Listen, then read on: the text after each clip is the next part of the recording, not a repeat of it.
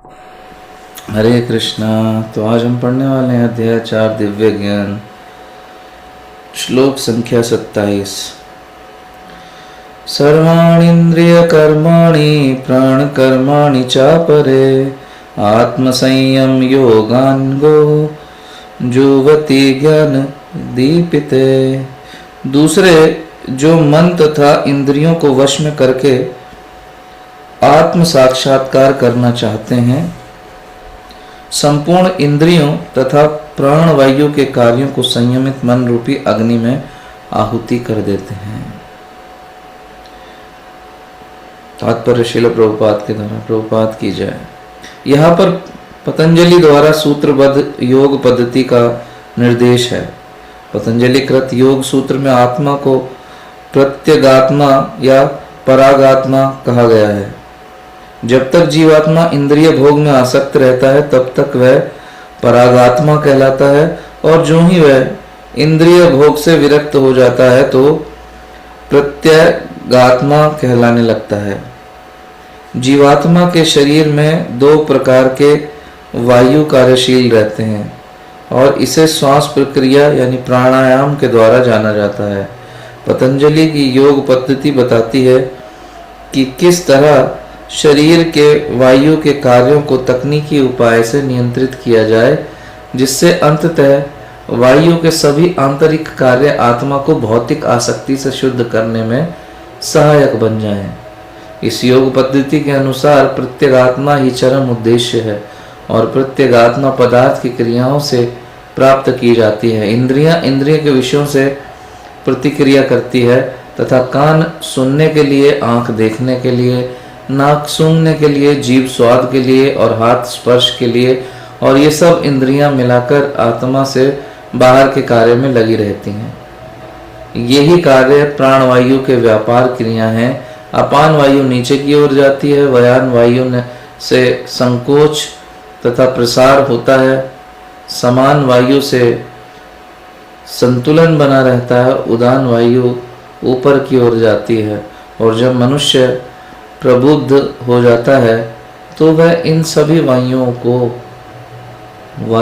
को आत्म साक्षात्कार की खोज में लगाता है।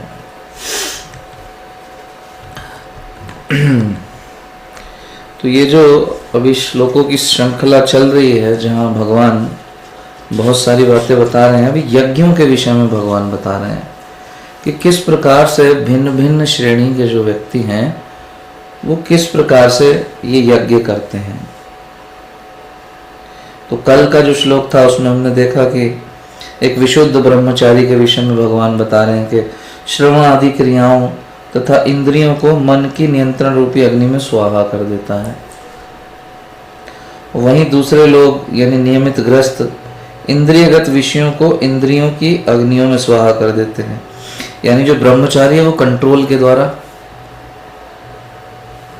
कार्यों को न करके, मन की मांगों को पूरा न करके नियंत्रित करता है। वहीं जो एक गृहस्थ है वो मन की मांगों को एक संयमित मात्रा में उसकी डिमांड्स को पूरा करके इसको कंट्रोल करता है। 2 अलग अलग विधियों के विषय में बताया। और जो आज का श्लोक है इसमें एक और नई कैटेगरी में बता रहे हैं भगवान कि दूसरे हैं जो मन तथा इंद्रियों को वश में करके आत्म साक्षात्कार करना चाहते हैं, यानी मन को भी कंट्रोल में कर लें और इंद्रियों को भी वश में कर लें।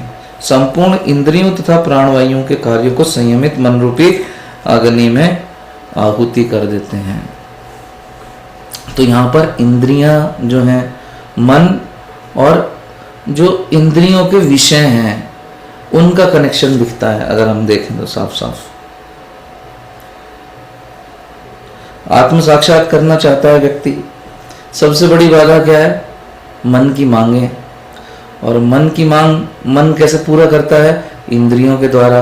और इंद्रियां विषयों को खोजती हैं, यानी आँख कुछ देखना चाहेगी, कान कुछ सुनना चाहेंगे, त्वचा किसी को स्पर्श करना चाहेगी। तो मन कैसे डिमांड पूरी करेगा? इंद्रियों के द्वारा, इंद्रियों के विषयों से कनेक्शन बना के ही तो। यानी अगर सिर्फ मन में इच्छा है और इंद्रियों के पास इंद्रियों के विषय ही नहीं है तो पूर्ति नहीं हो पाएगी। तो इंद्रियों के विषय इंद्रियां और मन की मांगे, इन सब का कनेक्शन जो है ये एक लाइन में दिखाई दे रहा है। तो इंद्रियों को जैसे ही विषय दिखता है, मन क्या है, मन भाग जाता है। जिसको खाने की बहुत लालसा है, उसको जैसे ही समोसे, हरे वाली लाल वाली चटनी दिखाई देती है चटपटी, या हींग वाले पानी के साथ, बर्फ डले हुए पानी के साथ गोलगप्पे दिखाई दे जाते हैं, उसका मन भाग जाता है एकदम, भाई खाने दो। तो क्या है, प्रभुपाद जी कहते हैं मन क्या है, विषय वस्तुओं में प्रवेश कर जाता है देखते ही। जैसे ही जब जीव विषय वस्तुओं के संपर्क में आता है तो मन विषय वस्तुओं में प्रवेश कर जाता है और विषय वस्तुएं मन में प्रवेश कर जाती हैं। समझ पा रहे हैं मेरी बात? तो मन तो विषय वस्तुओं में पहुंच जाता है, बिल्कुल ठेले भी पहुंच जाएगा। और अगर देखो तो अंदर अंतर मन में झांक के देखो तो गोलगप्पे अंदर आ चुके होते हैं कि बस ये मिल जाए खाने के लिए। क्या प्रभु जी, सब रुकवा दिया आपने, बाहर का नहीं खाना है, ऑनियन गार्लिक नहीं खाना है, सब कुछ खाते थे, सब लोग तो खाते इतना अच्छे से, इतना आनंद आता था, अरे अरे अरे अरे। लेकिन धीरे धीरे क्या है, शुरू शुरू में आदमी तड़पता है, लेकिन आप देख लो, पहले वो जबरदस्ती रोकता है, फिर कभी कुछ करता है, कभी धीरे धीरे की स्थिति आती है कि वो ना उसका मन विषय वस्तु में जाएगा, ना विषय वस्तुएं ऐसी जो रेस्ट्रिक्टेड है, ना वो विषय वस्तुएं उसके मन में आती हैं।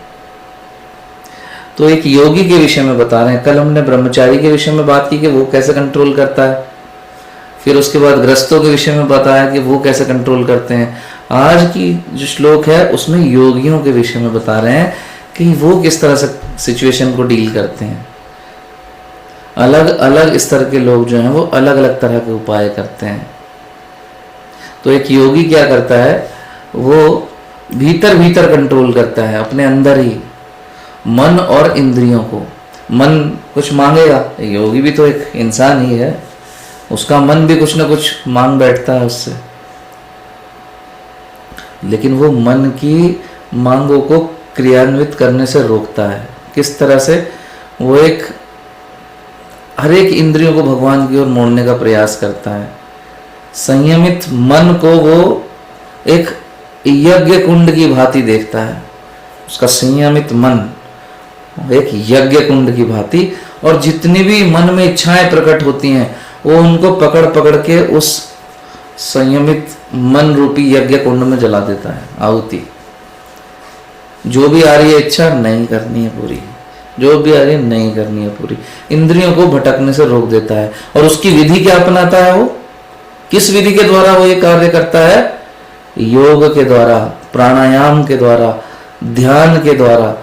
इस विधि के द्वारा वो मन की मांग इच्छाओं को मन रूपी यज्ञ कुंड में स्वाहा करता रहता है, जला देता है, नहीं पूरी करने देता। तो विभिन्न प्रकार की वायु जो है शरीर में, उनको नियंत्रित करके वो इस कार्य को करता है प्राणायाम के द्वारा, योग के द्वारा। आप सुनते सुबह सुबह करते होंगे ना, पतंजलि की बात है यहाँ पे सुबह, हाँ हाँ अनुलोम विलोम कपाल भाती, बहुत सारी चीजें सुबह सुबह Baba Ramdev different video channel मतलब चैनल्स पे दिखाई देते हैं वो करते हुए, और बहुत लोग इसको करते भी हैं। तो ये इनका एक अलग तरीका है अपने मन की इच्छाओं पर नियंत्रण पाने का। प्रभुपाद जी इस विषय में क्या कह रहे हैं कि क्या ये विधि उचित है या नहीं है, ये देखना पड़ेगा। तो वो व्यक्ति क्या करता है, विभिन्न प्रकार की वायुओं को कंट्रोल करना चाहता है, लेकिन एक साधारण व्यक्ति के लिए इस प्रकार का कंट्रोल जो है पकड़ पाना ये थोड़ा सा मुश्किल है। भगवान तो यह संदेश दे रहे हैं, लेकिन आज के प्रारूप में, आज का जो समय है, आज के काल में इसको प्रैक्टिकली हमें देखना पड़ेगा। तो ये किसके लिए है? जो योगी लोग हैं। अभी यहाँ भक्तों की बात नहीं हो रही है, अभी ऐसा व्यक्ति जो अपने मन को नियंत्रित तो करना चाहता है, लेकिन किसके द्वारा? अपने शरीर में विभिन्न प्रकार की वायुओं को कंट्रोल करके। शरीर में कितने प्रकार की वायु हैं आपको मालूम है? 10 प्रकार की वायु हैं हमारे शरीर के अंदर। पहली है प्राण वायु, वो कहाँ रहती है? हृदय में, जो जिसको हम बोलते हैं प्राण वायु, जो प्राण है हमारे, प्राण निकल के जिसको बोलते हैं ना, श्वास अंदर बाहर जो चलती है, प्राण वायु है। एक है अपान वायु जो नाभि से नीचे रहती है, जो आपको एहसास कराती है कि मलमूत्र प्रेशर फील होता है आपको। अगर वो ना हो तो ये पता ही नहीं लगेगा कुछ भी। वो वायु अलग है, वो अपान वायु है। ये जो हम नाक से ले रहे हैं वो वायु नहीं है, वो अलग वायु है। वो प्राण वायु, वो अपान वायु है। समान वायु जो हम भोजन करते हैं उसको पचाने के लिए, उसको रस बनाने के लिए एक वायु की आवश्यकता होती है अंदर, वो है समान वायु। एक है उदान वायु। उदान वायु क्या है? जो हमारे कंठ में रहती है, जिसे हम बोलने के लिए भी जब हम स्वरों का प्रयोग करते हैं तो ये वायु सहयोग करती है उसमें बोलने में। और जब किसी का गला दबा दो, टेटवा दबा देते ना जैसे, तो वो वायु जो है वो कौन सी? उदान वायु। और यही वो वायु है जब मृत्यु होती है जीव की तो आत्मा को बाहर की ओर प्रेशराइज करती है शरीर से। आत्मा को ये शरीर छोड़ने के लिए जो प्रेशराइज करती है, जिस प्रकार जब मलमूत्र विसर्जन की स्थिति आती है वो वायु दबाव बनाती है और व्यक्ति को महसूस होता है कि उसे शौचालय जाना है। तो ऐसे ही जब मृत्यु का समय आता है और आत्मा को बाहर निकलना है शरीर से, तो ये उदान वायु प्रेशर फील कराती है। वहीं और है वयान वायु है जो पूरे शरीर में रक्त संचार में सहायता करती है। इसके अलावा हमारी 5 और जो है वो उप प्राण वायु हैं, नाग वायु, कुर्म वायु और हैं, सारे नाम मुझे याद नहीं, देखने पड़ेंगे। तो धनंजय वायु भी है एक। तो कुछ अलग अलग वायु हैं। टोटल कुल मिलाकर सोचिए, अभी हमें क्या है, ये 10 नाम भी याद नहीं है। अब जब 10 नाम ही याद नहीं है हमें, तो कंट्रोल क्या, हम जैसा व्यक्ति क्या कंट्रोल करेगा? एटलीस्ट कंट्रोल तो उस चीज को किया जाता है जिसके बारे में कुछ पता हो। एक साधारण व्यक्ति के लिए ये सहज नहीं है। एक सामान्य व्यक्ति बहुत, आप देखोगे पार्क में बहुत सारे लोग प्राणायाम योग अभ्यास करते हुए मिल जाएंगे। वो कहेंगे भगवान नहीं, हम तो योग द्वारा। उनसे पूछो कितने प्रकार की वायु शरीर में, पता ही नहीं है। जब यही नहीं पता कितने प्रकार की वायु हैं, उनको क्या नियंत्रित करेंगे वो, और उसको क्या नियंत्रित करके वो क्या ही प्राप्त कर लेंगे? नहीं, प्रभुपाद जी कहते हैं इसलिए द बेस्ट रिमेडी इज भक्ति योग। भक्ति के द्वारा जब कोई भक्ति करता है व्यक्ति, तो भक्ति में ही कर्म लगने पे क्या है, उसके शरीर के सारी जितनी भी प्रकार की वायु हैं तो अपने आप से ठीक से काम करने लगती हैं। आप देखोगे भक्त लोग, कोई बिरला ही मिलेगा आपको कि आप दिखाई दे आपको कि वो अनुलोम विलोम कपाल भाती करता हुआ, जनरली आपको मिलेगा नहीं, समय नहीं है उनके पास। लेकिन क्या वो स्वस्थ नहीं रहते? स्वस्थ रहते हैं, क्योंकि प्रभुपाद जी यही बता रहे हैं। वैसे तो रखना चाहिए अपने शरीर का ध्यान, अच्छी बात है। अगर आपको लगता है भक्ति में कच्चे हो, साधना आपकी कच्ची है, तो जरूर आपको शरीर का भी अलग से ध्यान रखना चाहिए। लेकिन जब आपकी साधना मजबूत होती है तो फिर आप शरीर अनुलोम विलोम कपाल भाती ये नहीं भी करेंगे तो आपके शरीर में जितने भी प्रकार की 10 प्रकार की वायु हैं ये स्वतः नियंत्रित हो जाती हैं। भक्त स्वस्थ रहता है। आप देखिए, एक सामान्य व्यक्ति से अधिक एक भक्त के चेहरे पर आपको चमक नजर आएगी। लोग कहते हैं अरे बड़ा ग्लो कर रहे हो भाई, कैसे ग्लो कर रहे हो? जबकि दूसरे लोग लगे पड़े हैं, ये एक्सरसाइज वो एक्सरसाइज, ये प्रोटीन शेक, लेकिन फिर भी वो चमक नहीं आ रही एक भक्त के चेहरे पे आ रही है। अगर उसकी साधना अच्छी है, वो शुद्ध मन से भगवान की सेवा में लगा, प्रसन्न रहता है, उसकी बॉडी मेंटेन रहती है।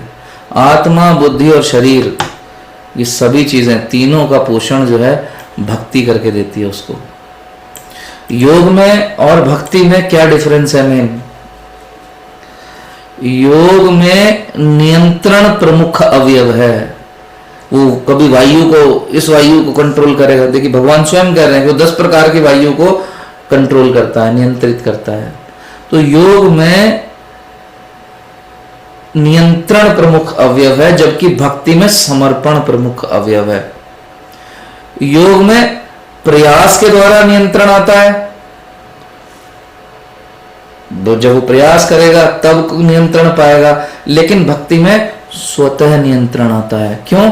क्योंकि मन उच्च रस में लग जाता है। आप देखिए नियंत्रण, एक योगी जो योग कर रहा है अपनी सांसों को रोक के अब इंद्रियों को उनके विषयों से दूर ले जाने का प्रयास करेगा, उसके लिए बड़ा मुश्किल है। एक भक्त साधारण सा, वो कुछ नहीं कर रहा, मन पहले थोड़ा चंचल रहता था, मंदिर में आने लगा, मंदिर में सेवा करता, बर्तन भांडे मांज रहा है, झाड़ू लगा रहा है, कीर्तन में नाच रहा है, डट के प्रसाद पा रहा है। आप देखिए उसका मन स्वतः ही धीरे धीरे फालतू की जो बातें हैं जिनसे हटाने के लिए एक योगी तरह तरह के प्रयास कर रहा है, नियंत्रण करने का प्रयास कर रहा है अपनी इंद्रियों पे, अपने मन पे, उसका मन स्वतः कंट्रोल हो जाता है। इंद्रियों के विषय उसको निमंत्रण देते हैं कि लो भाई हमें भोग लो, कहते हैं नमस्ते, नो नीड, आवश्यकता नहीं है, अभी टाइम नहीं है मेरे पास, अभी भक्ति का समय है। जैसे हरिदास ठाकुर जी के पास निमंत्रण आया खुला लक्ष्य हीरा का, मैंने कहा जब बच रहा है मेरा बच जब कर लूँ मैं, उसके बाद आपसे आपकी इच्छा पूर्ति करते हैं, जरूरत ही नहीं।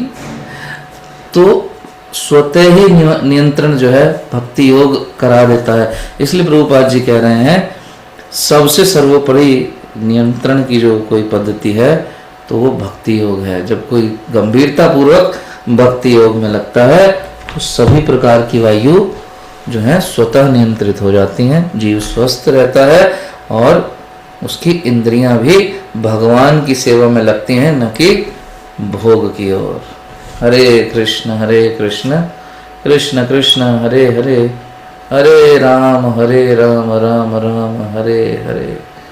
भगवद गीता यथारूप की जय, श्रील प्रभुपाद की जय।